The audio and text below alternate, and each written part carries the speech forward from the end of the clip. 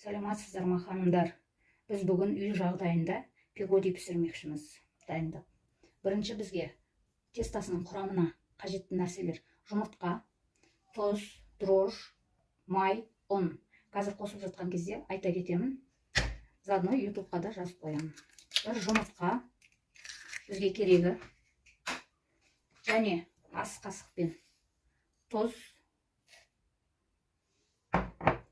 бізде бір ас қасық дрожж және 80 грамм май.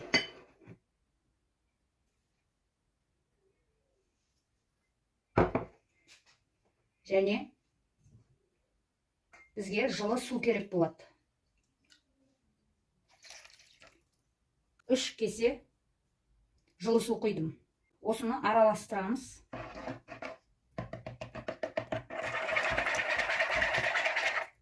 Араластырдық. Ұнымызды салып илейміз. Аз-аздан салып илейміз онда. Бірден салып жіберіп, бірден илеуге болмайды. Аз-аздан араластырып отырып илеген дұрыс.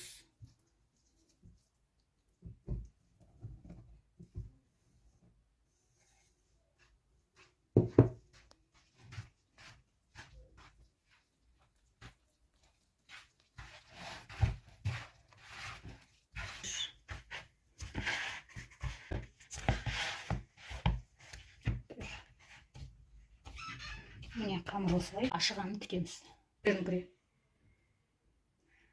Біздің енді пигодиіміздің начинкасына қажетті нәрселер. Біз мұны пиязды турап алдық. Толькалап, мұны жұқа қылып дайындап алдық заттарымызды. Мұны капустамызды да тураймыз. Дәл пияз сияқты салонкалап. Бізге фарш керек болады, томат керек болады, приправа керек болады для манты, қара бұрышымыз керек болады, және тұз, май керек болады. Енді біз бұлардың бәрін қуырамыз біртіндеп, кезекпен кезек. Мұны мен 100 грамдай май құйдым. Пиязды салып қуырамыз.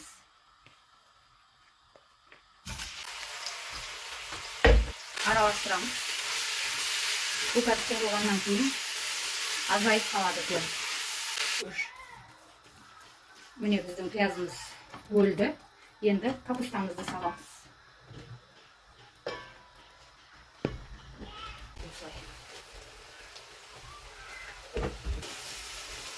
Араластырамыз. Қазір бұл капустада басылады. Пияз қысап. Бірге қуырылсын деп, сразу тұзымызды салып жатырмын. 1 столовый ложка салдым. 1,5 столовый ложка тұзымды салдым. Томатымды саламын. Енді араластырамыз. Міне біздің капустамыз жақсылап қуырылды. Енді үстіне фаршты саламыз. Қара бұрышымыздан себеміз. Әркім өз вкусына қарай. Бұрышты біреулер ащы болғанын қалайды, біреулер көп болмағанын қалайды, біреулер көп болғанын қалайды. Сол себептен бұрышты өздеріңіз қалағанынша салып алсаңыздар болады. Мантының приправасы.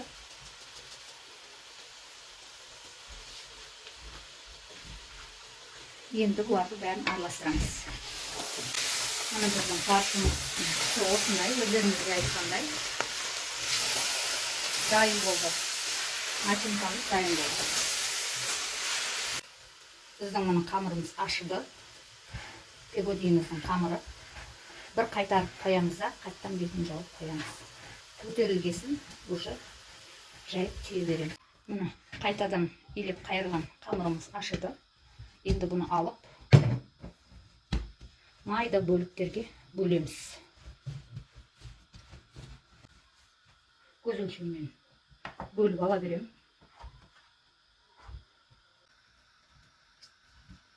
Мұны осылай зуалап қойып қоямыз. Мұны пигодиіміздің қамырларын дөңгелектеп болып, мен осылай қолмен жайып жіберіп, фаршымызды, дайын начинкамызды салып пісіп тұрған. Осылай түйіп қойсаңыздар да болады. Мен өзім осылай түйемін. Маған ыңғайлы осылай түйген. Томпақ болып піседі. Пигудиді мантоваркаға салған кезде арасының ара қашықтығын осылай саласыздар. Бұл қазір көтеріледі, суы қайнайды дегенше. Мына жеріне кесе саламыз біздер. Мен мынандай кесе пиала саламын. Себебі мынаны салмасам, мен сразу мантоварканы қоятын болсам, мына көтерілген пигудилеріміздің беті жабысып, бетіп басылып тұрады. Болмаса, мантоварканың астына қанша майласаңыздар жабыстырып алып шығуы мүмкін кейбір жерлерін. Сол себептен мен кесені қоямын, бетіне ешқандай жұлып алмас үшін, басып қалмас үшін. Сіздер де солай істесеңіздер болады осы лайфхакпен. Мына біздің суымыз қайнап тұр.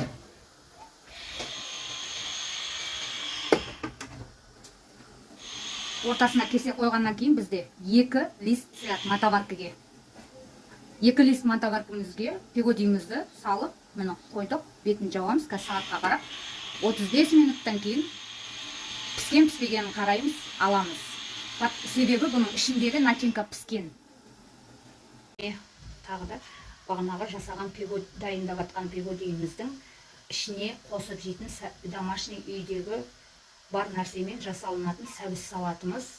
Арнайы бір заттарды бір сатып алып келіп бүйтіп жасап жатқаным жоқ. Үйде не бар, соның бәрін шығардым. Бұл жерде енді редька қосылатын еді, үйде редька жоқ. Сол себептен редьканы қосқан жоқпын. Мына жерде менде қара бұрыш, кинза, паприка, қызыл бұрыш и бір үлкен зубчик чесногым бар. Бұл менің азғантай ғана сәбіз салатқа арналған. Бұлар уксусымыз бар. Білесіздер, корейский салатта без уксус сәбіз салаттар жасалынбайды. Тұзымыз бар, кристаллик тұзымыз бар, чимчиматамыз бар, және жарты огурцы, жарты помидорымыз бар. Сосын 3 сәбізім бар. Міне қазір осыдан біз сәбіз салат жасаймыз.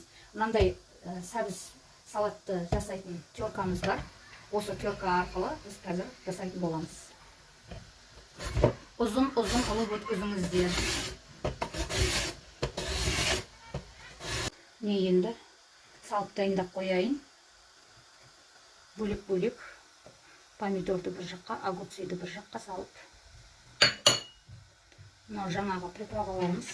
Чеснокты ортасына саламыз. Қазір май құйған кезде чесноктың иісімен керемет шығады. Мен қызыл бұрышты аз қосып жатырмын, себебі біздің балалар ащыны көп онша жей алмайды. Кристалликтен де саламыз. Мен кристалликтен көз жылуымен сала беремін.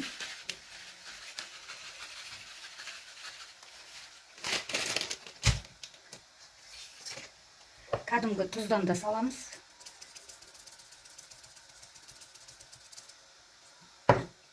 Кішкентай қасықтың ұшындай ғана. Одан кейін уксус.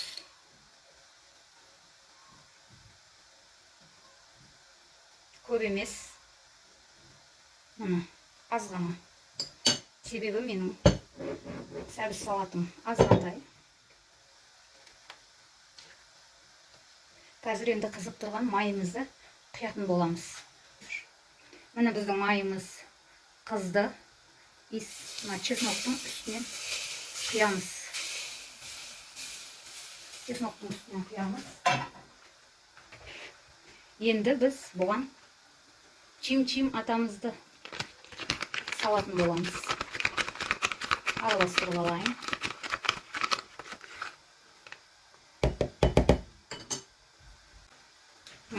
Енді біз бұны мұжбай әдемілеп араластыратын боламыз. Перчатка жоқ деп не істемеңіздер, енді бұл өзімнің үйіме жасап жатқандықтан. Мына біздің сәбіз салатымыз. Мына біздің жаңағы пигудиміз дайын болды. Қазір салып. Мына біздің пигудиміз дайын болды. Мына. Жұмсақ, Мұны біздің пегудилеріміздің біреуін алып, мұны осылай ажыратып, арасы іші осындай.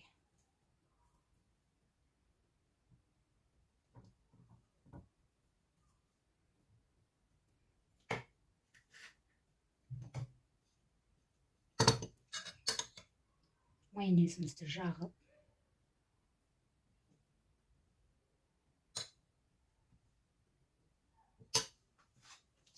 кетчупымызды жағып,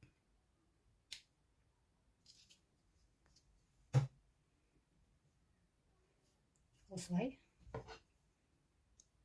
дайындап жесеңіздер болады үйде. Астарыңыз дәмді болсын.